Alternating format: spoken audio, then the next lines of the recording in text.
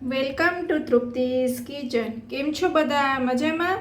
તો આજે આપણે રેસીપીમાં લઈને આવ્યા છીએ કારેલા બોલ.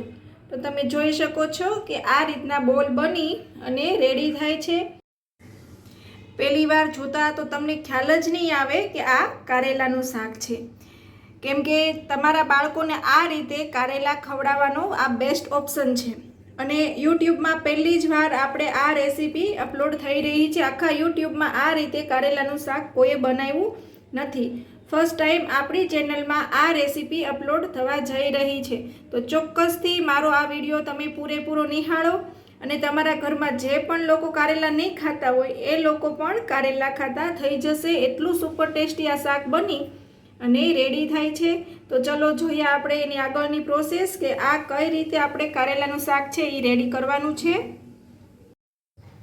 આ રીતે આપણે કારેલાને ધોઈ અને લઈ લીધા છે અને કારેલાની જે સાઈઝ છે એ આ રીતે નાની નાની લેવાની છે. તો જ તમારા કારેલાનું શાક છે એ સરસ બની અને રેડી થશે. એટલે કારેલા જ્યારે રહ્યો ત્યારે આ રીતના કારેલા સિલેક્ટ કરવાના છે. કારેલા બોલ બનાવવા માટે આ રીતે આપણે પહેલાં કારેલાનું કટિંગ કરવાનું છે. આ રીતે પહેલાં બધા કારેલાની જે ઉપરની છાલ હોય એ વધારે નહીં પણ થોડી થોડી આપણે અહીંયા કાઢી લેવાની છે. અને આ રીતના કારેલાનું શાક તમે ક્યારેય નહીં બનાવ્યું હોય, તમે એકવાર ચોક્કસથી બનાવજો, તમને બધાને ખૂબ જ ભાવવાનું છે. તો આ રીતે આપણે પહેલા બધા કારેલા છાલ ઉતારી અને રેડી કરી લઈએ.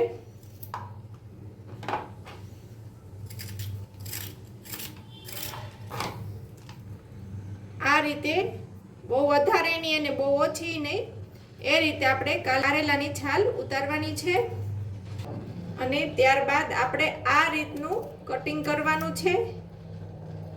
બહુ નાનુંય નહીં અને બહુ મોટુંય નહીં, એ રીતે આપણે અહીંયા કટ કરવાના છે કારેલાને. તમે જોઈ શકો છો એની થિકનેસ, આટલી થિકનેસ રાખવાની છે.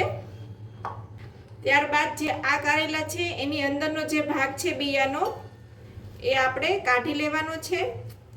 ચપ્પુની મદદથી તમે આ રીતે સરસ રીતે એના બધા બી કાઢી લેવાના છે. આ રીતે આપણે કારેલાને રેડી કરવાનું છે, કેમ કે આમાં આપણે આગળ સ્ટફિંગ ભરવાનું છે. એટલે આ રીતે કટ કરી અને બધા કારેલા આપણે રેડી કરશું. અને તમે આ છરીનો ઉપયોગ કરી અને પણ આ રીતે પણ તમે એને કરી શકો. તો આવી રીતે આપણે બધા કારેલા હવે રેડી કરી લેશું. આપણે બધા કારેલાને રેડી કરી લીધા છે. તો હવે આપણે એને બાફી લઈએ. તો હવે એમાં આપણે કારેલા ડૂબે એટલું પાણી લેવાનું છે.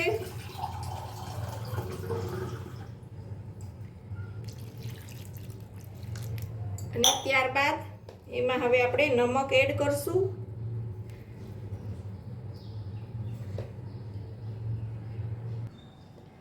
હવે એને ગેસ ઉપર ચડાવી અને આપણે એને સારી રીતે ચડવા દેવાના છે. એકવાર અહીંયા આપણે મિક્સ કરી લઈએ, કેમ કે એમાં આપણે નમક નાખ્યું છે એટલે એને મિક્સ કરી લઈએ. અને હવે કારેલાને 80% જેવા પકાવવાના છે, એટલે કે 80% જેવા ચડી જાય ત્યાં સુધી હવે આપણે આ કારેલાને આમાં બફાવા દેવાના છે. અને જે કઢાઈ છે એ આવી રીતે પોળી હોય અને ખુલ્લું વાસણ હોય એવું લેવાનું, કુકરમાં નથી બાફવાના. આ રીતે આપણે કઢાઈની અંદર બાફી લેવાના છે.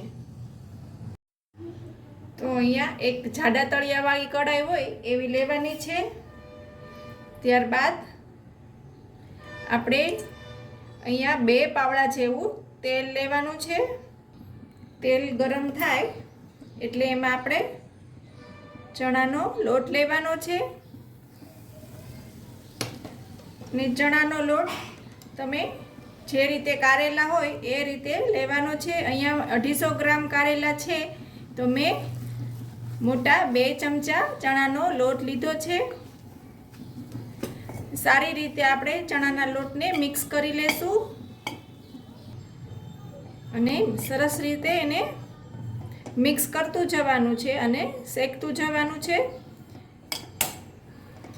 અને ચણાનો લોટ છે એ જલ્દી શેકાઈ જાય છે અને નીચે બેસવા લાગે છે, તો ફટાફટ આપણે એને મિક્સ કરતું રહેવું પડશે, નહીંતર કડાઈમાં ચોંટી જશે.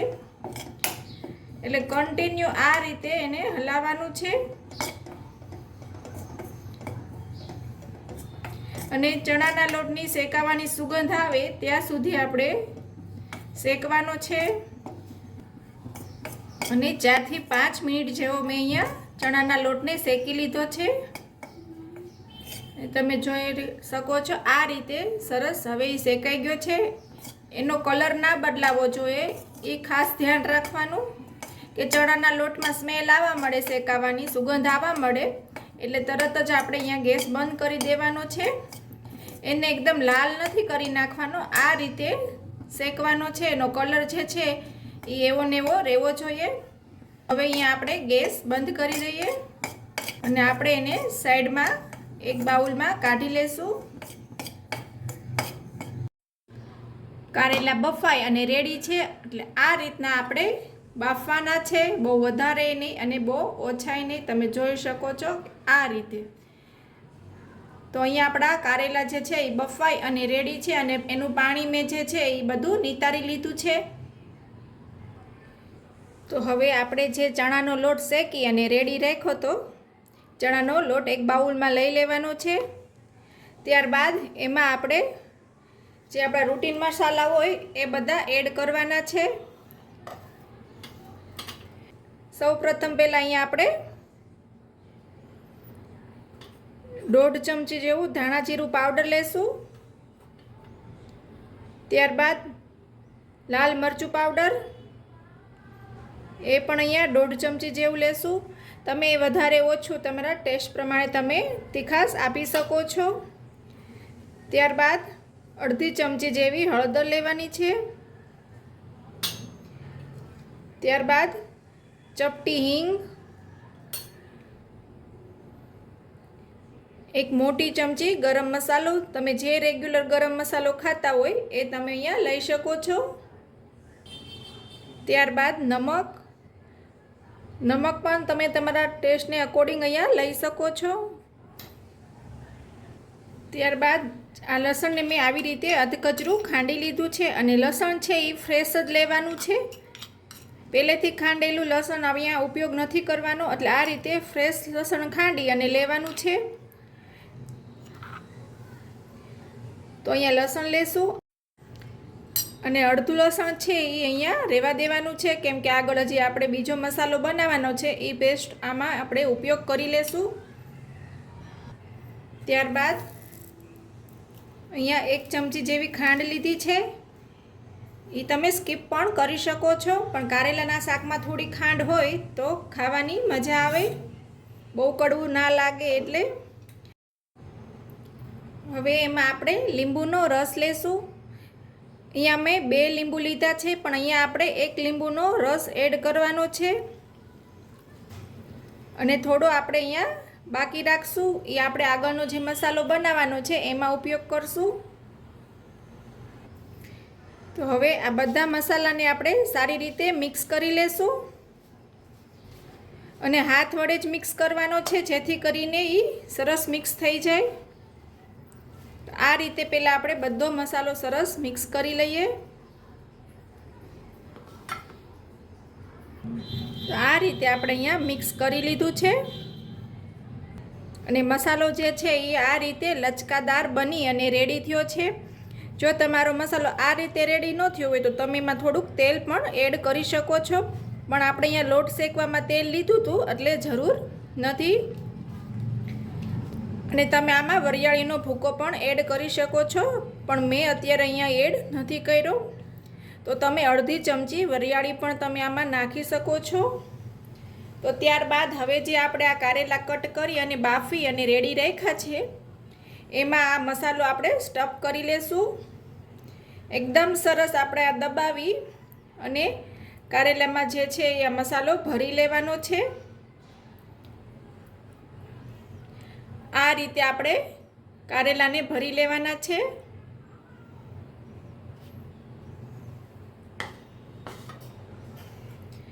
ને એકદમ સરસ પ્રેસ કરી અને તમારે મસાલો ભરવાનો છે.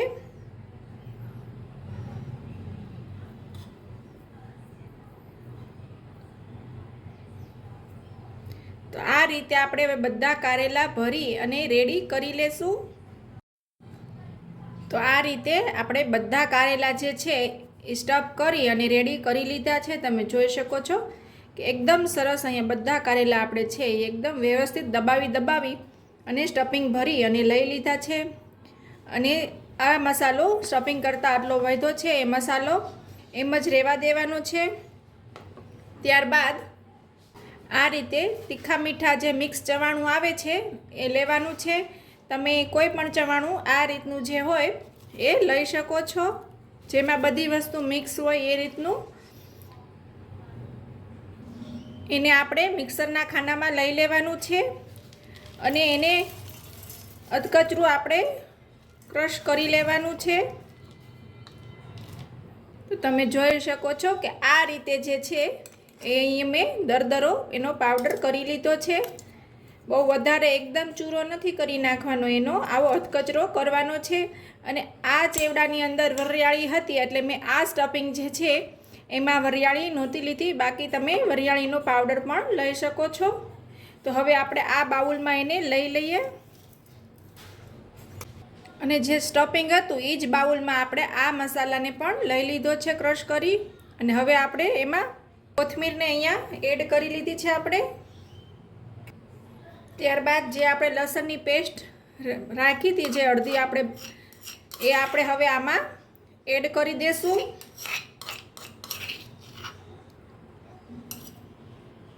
ત્યારબાદ જે એક લીંબુનો રસ આપણે રાખ્યો હતો એ પણ હવે આમાં એડ કરી દઈશું.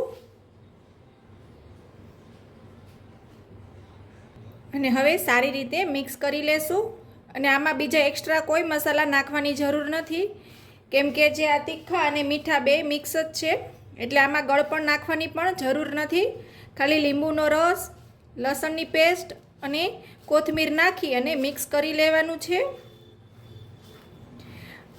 અને આ રેસીપી યુટ્યુબમાં પહેલી વાર તમે જોશો કે આ રીતનું કારેલાનું શાક કોઈએ બનાવ્યું નથી.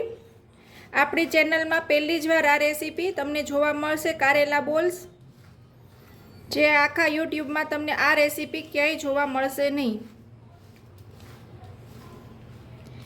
આ રીતે સરસ રીતે પહેલાં આપણે મિક્સ કરી લઈએ.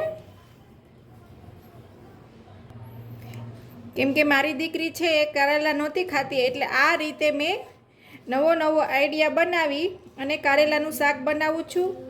દર વખતે અલગ અલગ કારેલાનું શાક બનાવી અને એને ખાવા આપું છું અને એને ખબર પણ નથી પડતી કે એ કારેલાનું શાક ખાઈ જાય છે. એટલું ટેસ્ટી બની અને આ શાક રેડી થાય છે.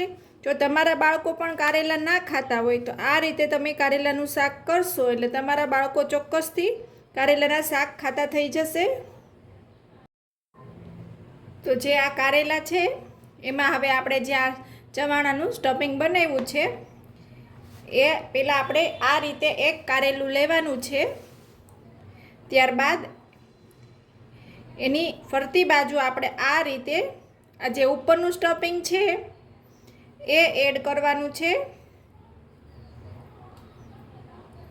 અને આ રીતે એના બોલ બનાવી લેવાના છે.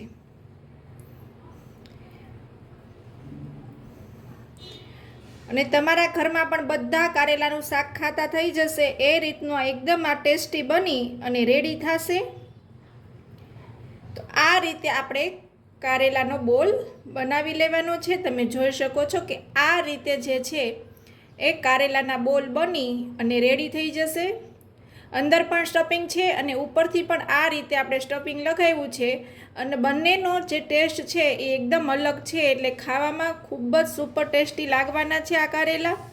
તો ચોક્કસથી તમે પણ ટ્રાય કરજો આ કારેલાનું શાક બનાવવાની. તો એવી રીતે આપણે અહીંયા બધા કારેલા ભરી અને રેડી કરી લઈએ. આ રીતે એકદમ પ્રેસ કરી અને બોલ બનાવી લેવાનો છે, જેથી કરી અને આપણે આગળ વઘાર કરીએ ત્યારે જે બોલ છે એ વિખાઈ ના જાય. એટલે આ રીતે એકદમ સરસ એને પ્રેસ કરી અને આપણે બોલ બનાવવાના છે. તો આ રીતે આપણે બધા કારેલાના બોલ બનાવી અને રેડી કરી લેશું. તો આ રીતે તમે જોઈ શકો છો કે આપણે બધા જે છે એ કારેલાના બોલ બનાવી અને રેડી કરી લીધા છે. તો હવે આપણે એનો વઘાર કરી લઈએ. તો હવે જે કઢાઈમાં આપણે લોટ શેકો તો એ જ કઢાઈમાં હવે આપણે તેલ ગરમ કરવા રાખી દઈએ. અને અહીંયા 1 પાવડા જેવું તેલ લીધું છે. કેમ કે વઘારમાં વધારે તેલનો ઉપયોગ હવે આપણે નથી કરવાનો, કેમ કે ચવાણામાં પણ તેલ હોય છે અને જે સ્ટફિંગ આપણે ભર્યું છે ચણાના લોટનું એમાં પણ તેલ છે. એટલે વઘાર માટે ખાલી આપણે આટલું જ તેલ લેવાનું છે અને તેલને આપણે જે છે એ સારી રીતે ગરમ થવા દેવાનું છે. તો તેલ છે એ સારી રીતે ગરમ થઈ ગયું છે. તો હવે એમાં આપણે આખું જીરું લેશું. અને એ મેં અહીંયા અડધી ચમચી જેવું લીધું છે. ત્યારબાદ 1 ચમચી જેવા તલ લીધા છે. અને તલ સરસ રીતે ફૂટી જાય એટલે એમાં આપણે જે બોલ રેડી કરી અને રાખ્યા છે એ બોલ લઈ લેશું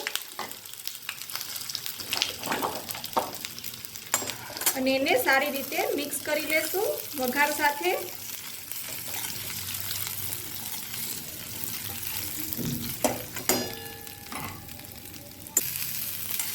એકદમ હળવા હાથે આપણે એને મિક્સ કરવાનું છે, જેથી કરીને બધો વઘાર જે છે એ સરસ આ કારેલા બોલ ઉપર લાગી જાય.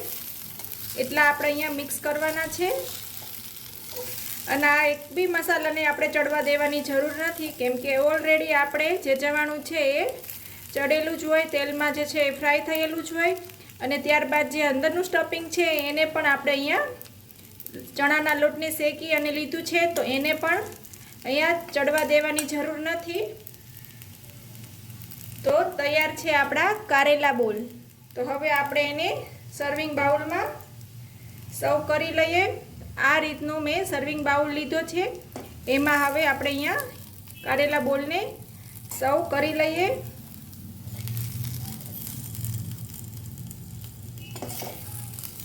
અને નાના મોટા બધાને આ કારેલાનું શાક ભાવશે એવું સરસ આ બની અને રેડી થયું છે.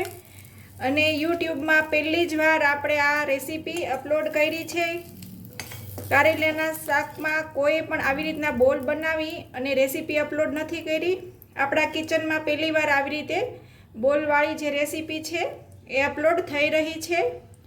તો તૈયાર છે આપણા કારેલા બોલ.